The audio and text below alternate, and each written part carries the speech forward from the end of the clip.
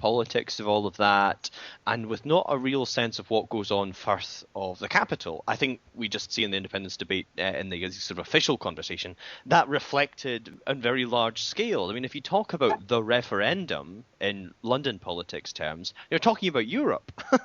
You're not talking about the 2014 referendum. And I think that betrays a bizarre attitude, and certainly one which must be, consciously or not, complacent about what the outcome of the 2014 referendum will be in Scotland. And I think that's very strange. I mean, I've said before, I've been to speakers on self-determination in Oxford, it was a year or so ago, who were talking about the roots of the idea of self-determination. And he listed self-determination movements across the world, Quebec, Catalonia, etc. Didn't mention Scotland. Didn't mention it. This is a smart guy, a smart lefty guy who works in London. And he didn't even think to mention it. And so I think that will tell in the kind of media coverage that we get, that it's all very fixated on Salmon because people recognise who he is. The Telegraph pursues its particular agendas. But I wonder, the interesting question will be, I suppose, will this change? And I know that there have been some steps by, for example, radio groups in the BBC, Radio 4, for example, to take on dedicated Scottish staff to focus on the referendum going over for the next 10 months. So maybe there will be an opportunity for the debate in the UK to broaden out a bit. And it'll be interesting to see if that happens, what impact that really has, whether the political tribes of Westminster get more engaged with it or not. There was an interesting thing that they did in Canada when they were having their referendum in Quebec, and the No campaign at the end spent an enormous amount of money apparently on flying people in from other parts of Canada to do a kind of "Don't Go" rally. But as an opposite of that, on my site I recently put a kind of a list of stories published as editorials in the Daily Mail, which were all of the tone "bugger off jocks." So I'll go to Ivan with that. Like, how do you think that might affect Scottish public opinion if there's a kind of message coming from England of, oh, please stay with us, or if the message is the Daily Mail one of "bugger off jocks"? I think the Daily Mail one is let's have more of that, please, because it only drives up the yes vote.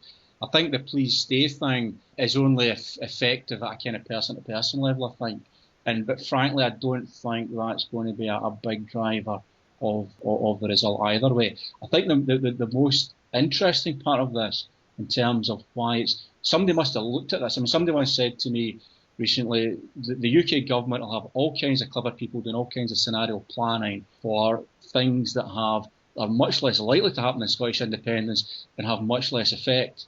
So they must have thought this through. Because, I mean, if you think about it, take an example, take the BBC, right? On day one of independence, the BBC will lose 10% of its funding straight off the bat, okay? Because Scotland contributes 10% of the money to the UK exchequer. Every department in the UK, or our UK, will lose 10% of its funding. Have they thought through how they actually execute in that environment?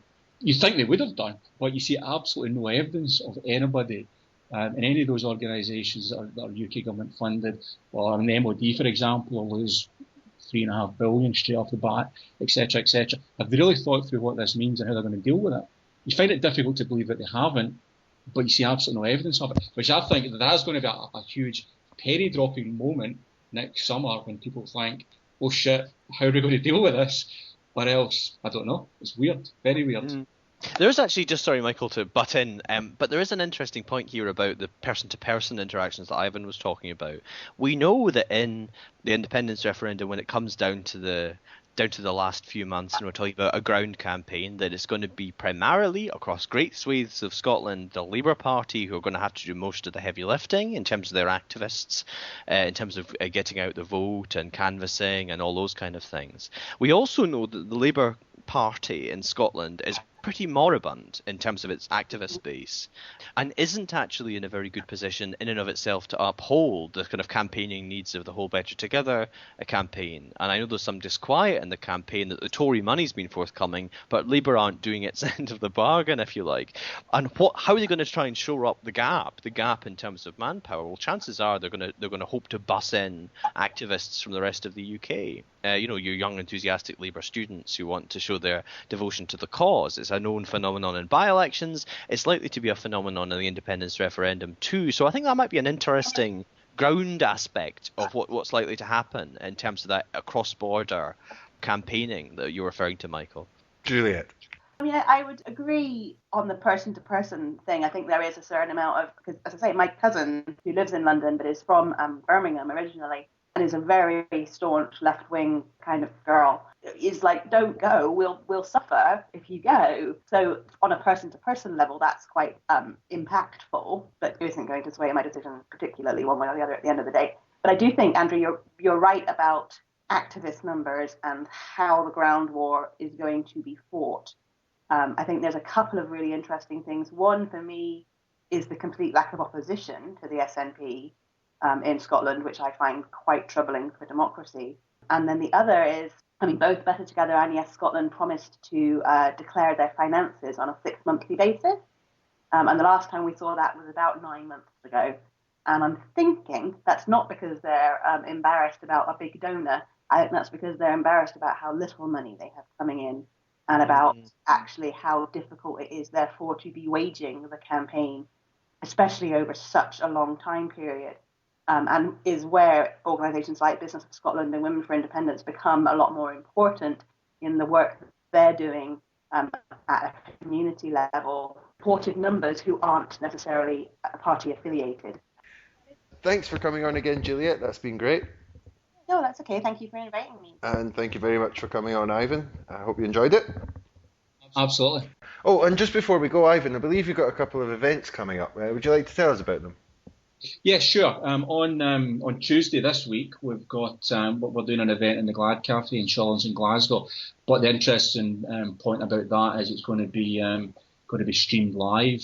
So what we're doing is Business for Scotland presenting some of the background to the numbers as to why Scotland does have such a strong economy. Trying to keep it as simple as possible so as it's easily digestible for people that aren't don't have a business head.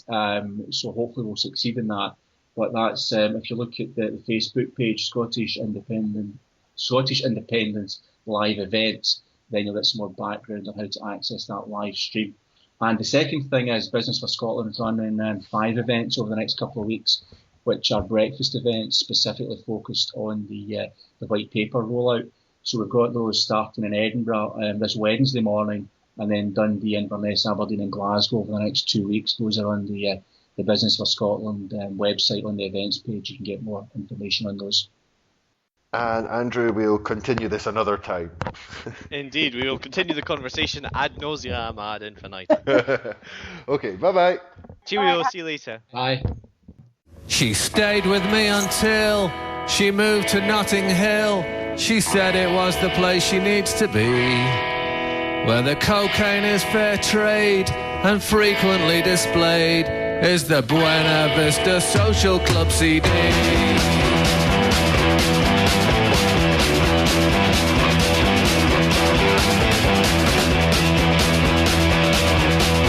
I thought you'd be back in 3 weeks and we'd go wandering the peaks, sojourning my Uncle Joe's ash round.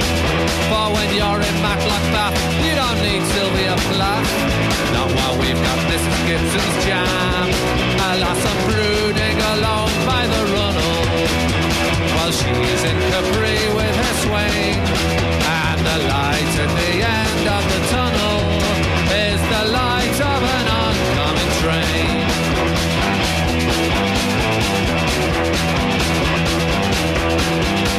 Well, we both grew up in Eve, and strange as it may seem, neither of us thought we'd ever leave. But the beacon leak this week, and she's moved it, so to speak, with featureless TV producer Steve. And now it's all Eva Cassidy and David and Piccadilly, and so I can only ascertain that the light at the end of the tunnel is the light of an oncoming train.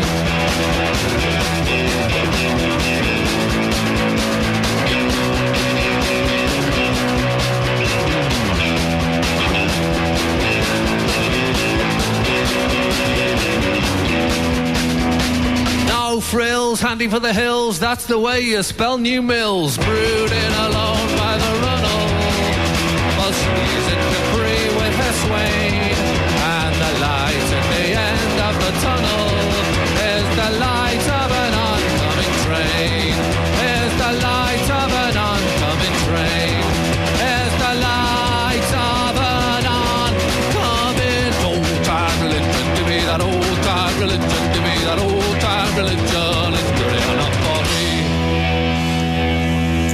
going to be a fantastic segue there, but I didn't recognise the tune until about halfway through, so I didn't get time to sort it out.